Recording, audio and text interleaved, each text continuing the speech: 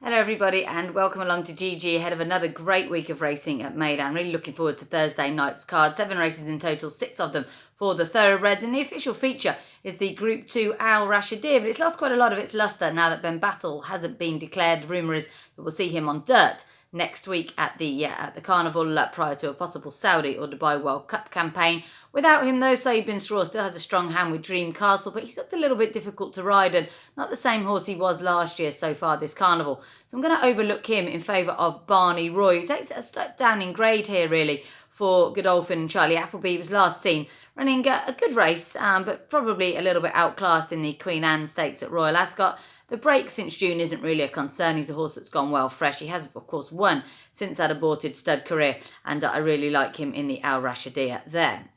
The other group race on the card is a cracker. It's the Dagger Sprint over the 6 furlongs on the dirt, and so many to concentrate on here. Drafted, I think, will strip a lot fitter for his reappearance last time. That was his not his intended start point. He had missed a race prior to that, so I think he's going to go close. Ibn Malik as well should run a normal, his usual solid race. But the one I think I'm going to side with is Gladiator King. I saw him go through his slower paces yesterday at home. He looks absolutely great. He should have come on for that win in the Dubai Stakes when he beat many of Thursday's rivals, because that was his first start since leaving America. He looks a nice straightforward horse. The yard are confident of another big run, so I'm going to stick with Gladiator King there in the Dagger Sprint.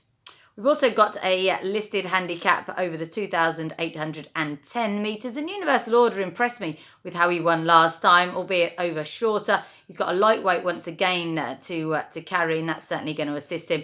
I don't see why he can't go on improving throughout the Carnival, so he's the one I've gone for in the listed Meydan Cup. My pick on the whole card, though, would probably come in the mile dirt handicap, and I really like Golden Goal here for Doug Watson. He sneaks in off a nice light weight of 53 kilos, which wouldn't be easy for jockey Sam Hitchcock to do. He'll have been on a pretty restrictive diet and doing lots of running this week, I imagine. The fact that he's willing to get down to would be his minimum weight to ride this horse, I think speaks volumes for how much they think of the horse, who they regard as 100 plus perhaps campaigner. I really like him in that race.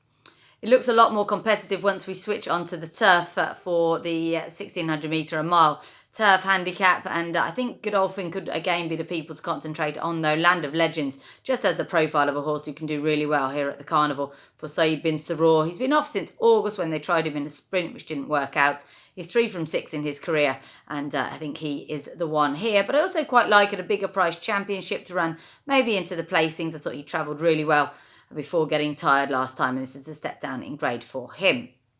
The final race is a 10 furlong turf event, and Sims here went into plenty of notebooks when second behind the reopposing Certain Lad last time out. He gets a couple of kilos off that rival this time, and I think that he'll also be a fair bit fitter, so perhaps he can strike a blow for Ireland in the closing race. But a really good night of racing. Hope you enjoy it, and hopefully we found you a couple of winners here on GG.